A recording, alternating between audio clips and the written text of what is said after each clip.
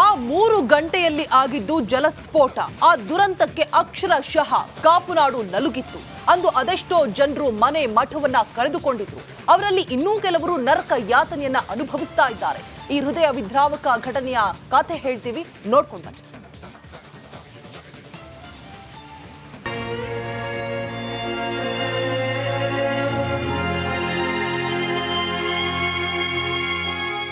ಅಂಗೈಯಷ್ಟಗಲ ಜಾಗ, ಶೆಡ್ನಂತಿರೋ ಮನೆ, ಬದುಕೋಕು ಯೋಗ್ಯವಲ್ಲದ ಜಾಗದಲ್ಲಿ ವಾಸ.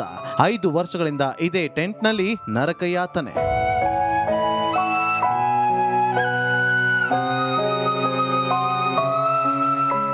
ಚಿಕ್ಕಮಗಳೂರು ಜಿಲ್ಲೆಯ ಕಳಸ ತಾಲೂಕಿನ ಕರುಣಾಜನಕ ಕಥೆ ಇದು. ಕಳಸಂಕ ಗ್ರಾಮದಲ್ಲಿರುವ ಬಡ ಕುಟುಂಬದ ಕರಳು ಹಿಂಡುವ ಕಥೆ ಇದು. 2019ರಲ್ಲಿ ಚಿಕ್ಕಮಗಳೂರಲ್ಲಿ ಜಲ ಸ್ಫೋಟವಾಗಿತ್ತು. ಈ ದುರಂತದಲ್ಲಿ ಚಂದ್ರಪ್ಪ ಅವರ ಮನೆಯೂ ಕೊಚ್ಚಿ ಹೋಗಿತ್ತು. ಅಂದಿನಿಂದ ಇಂದಿನವರೆಗೂ ಚಂದ್ರಪ್ಪ ಕುಟುಂಬ ನರಕ ಯಾತನೆ ಅನುಭವಿಸುತ್ತಿದೆ.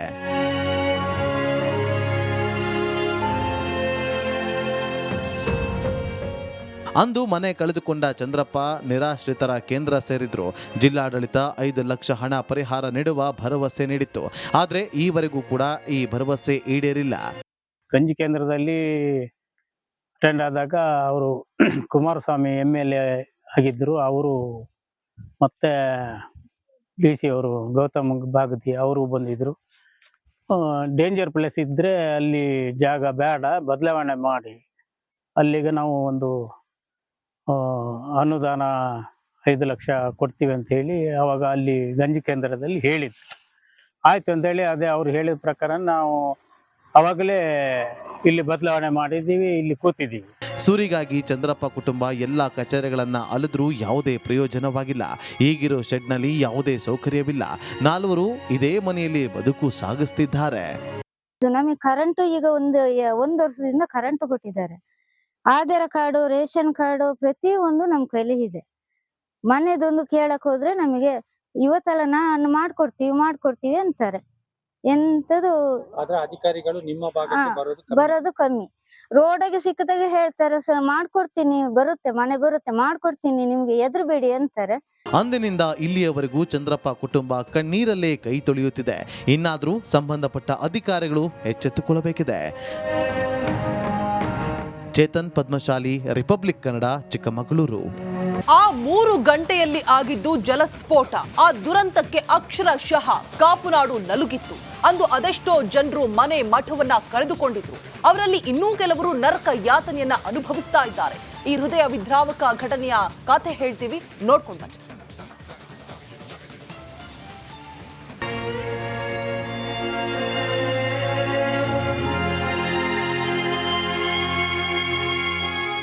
ಅಂಗೈಯಷ್ಟಗಲ ಜಾಗ, ಶೆಡ್ನಂತಿರೋ ಮನೆ, ಬದುಕೋಕು ಯೋಗ್ಯವಲ್ಲದ ಜಾಗದಲ್ಲಿ ವಾಸ.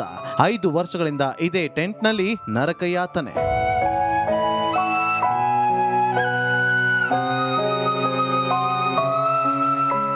ಚಿಕ್ಕಮಗಳೂರು ಜಿಲ್ಲೆಯ ಕಳಸ ತಾಲೂಕಿನ ಕರುಣಾಜನಕ ಕಥೆ ಇದು. ಕಳಸಂಕ ಗ್ರಾಮದಲ್ಲಿರುವ ಬಡ ಕುಟುಂಬದ ಕರಳು ಹಿಂಡುವ ಕಥೆ ಇದು. 2019ರಲ್ಲಿ ಚಿಕ್ಕಮಗಳೂರಲ್ಲಿ ಜಲ ಸ್ಫೋಟವಾಗಿತ್ತು.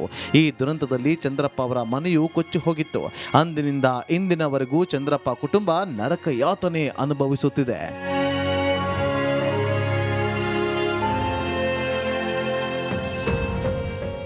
ಅಂದು ಮನೆ ಕಳೆದುಕೊಂಡ ಚಂದ್ರಪ್ಪ ನಿರಾಶ್ರಿತರ ಕೇಂದ್ರ ಸೇರಿದ್ರು. ಜಿಲ್ಲಾಡಳಿತ 5 ಲಕ್ಷ ಹಣ ಪರಿಹಾರ ನೀಡುವ ಭರವಸೆ ನೀಡಿತ್ತು. ಆದರೆ ಈವರೆಗೂ ಕೂಡ ಈ ಭರವಸೆ ಈಡೇರಿಲ್ಲ.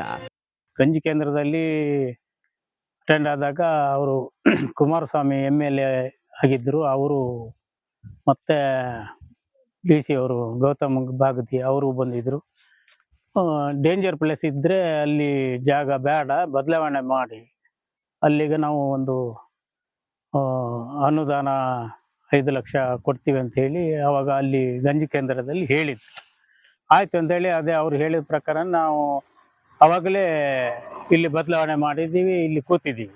ಸೂರಿಗಾಗಿ ಚಂದ್ರಪ್ಪ ಕುಟುಂಬ ಎಲ್ಲ ಕಚೇರಿಗಳನ್ನ ಅಲೆದ್ರೂ ಯಾವುದೇ ಪ್ರಯೋಜನವಾಗಿಲ್ಲ. ಈಗಿರೋ ಶೆಡ್ನಲ್ಲಿ ಯಾವುದೇ ಸೌಕರ್ಯವಿಲ್ಲ. 4 ಇದೇ ಮನೆಯಲ್ಲಿ ಬದುಕು ಸಾಗಿಸ್ತಿದ್ದಾರೆ. ನಮಗೆ ಕರೆಂಟು ಈಗ ಒಂದು ವರ್ಷದಿಂದ ಕರೆಂಟ್ ಕೊಟ್ಟಿದ್ದಾರೆ. ಆಧಾರ್ ಕಾರ್ಡು, ರೇಷನ್ ಕಾರ್ಡು ಪ್ರತಿಯೊಂದು ನಮ್ಮ ಕೈಲಿ ಇದೆ. ಮನೆದೊಂದು ಕೇಳಕ್ ಹೋದ್ರೆ ನಮಗೆ ಇವತ್ತೆಲ್ಲ ನಾನು ಮಾಡ್ಕೊಡ್ತೀವಿ ಅಂತಾರೆ. ಎಂತದು ಆದ್ರೆ ಅಧಿಕಾರಿಗಳು ನಿಮ್ಮ ಭಾಗಕ್ಕೆ ಹಾ, ಬರೋದು ಬರೋದು ಕಮ್ಮಿ. ರೋಡಾಗೆ ಸಿಕ್ಕದಾಗೆ ಹೇಳ್ತಾರೆ, ಮಾಡ್ಕೊಡ್ತೀನಿ, ಬರುತ್ತೆ, ಮನೆ ಬರುತ್ತೆ, ಮಾಡ್ಕೊಡ್ತೀನಿ, ನಿಮ್ಗೆ ಹೆದರ್ಬೇಡಿ ಅಂತಾರೆ. ಅಂದಿನಿಂದ ಇಲ್ಲಿಯವರೆಗೂ ಚಂದ್ರಪ್ಪ ಕುಟುಂಬ ಕಣ್ಣೀರಲ್ಲೇ ಕೈ ತೊಳೆಯುತ್ತಿದೆ. ಇನ್ನಾದರೂ ಸಂಬಂಧಪಟ್ಟ ಅಧಿಕಾರಿಗಳು ಎಚ್ಚೆತ್ತುಕೊಳ್ಳಬೇಕಿದೆ. ಚೇತನ್ ಪದ್ಮಶಾಲಿ, ರಿಪಬ್ಲಿಕ್ ಕನ್ನಡ, ಚಿಕ್ಕಮಗಳೂರು. ಆ 3 ಗಂಟೆಯಲ್ಲಿ ಆಗಿದ್ದು ಜಲಸ್ಫೋಟ. ಆ ದುರಂತಕ್ಕೆ ಅಕ್ಷರಶಃ ಕಾಪುನಾಡು ನಲುಗಿತ್ತು. ಅಂದು ಅದೆಷ್ಟೋ ಜನರು ಮನೆ ಮಠವನ್ನ ಕಳೆದುಕೊಂಡಿದ್ರು. ಅವರಲ್ಲಿ ಇನ್ನೂ ಕೆಲವರು ನರಕ ಯಾತನೆಯನ್ನ ಅನುಭವಿಸ್ತಾ ಇದ್ದಾರೆ. ಈ ಹೃದಯ ವಿದ್ರಾವಕ ಘಟನೆಯ ಕಥೆ ಹೇಳ್ತೀವಿ, ನೋಡ್ಕೊಂಡು ಬನ್ನಿ.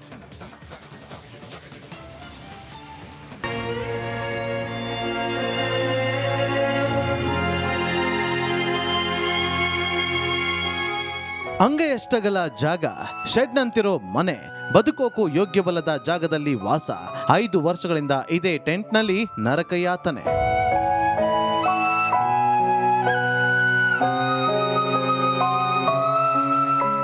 ಚಿಕ್ಕಮಗಳೂರು ಜಿಲ್ಲೆಯ ಕಳಸ ತಾಲೂಕಿನ ಕರುಣಾಜನಕ ಕಥೆ ಇದು. ಕಳಸಂಕ ಗ್ರಾಮದಲ್ಲಿರುವ ಬಡ ಕುಟುಂಬದ ಕರಳು ಹಿಂಡುವ ಕಥೆ ಇದು. 2019ರಲ್ಲಿ ಚಿಕ್ಕಮಗಳೂರಲ್ಲಿ ಜಲ ಸ್ಫೋಟವಾಗಿತ್ತು. ಈ ದುರಂತದಲ್ಲಿ ಚಂದ್ರಪ್ಪ ಅವರ ಮನೆಯೂ ಕೊಚ್ಚಿ ಹೋಗಿತ್ತು. ಅಂದಿನಿಂದ ಇಂದಿನವರೆಗೂ ಚಂದ್ರಪ್ಪ ಕುಟುಂಬ ನರಕ ಯಾತನೆ ಅನುಭವಿಸುತ್ತಿದೆ.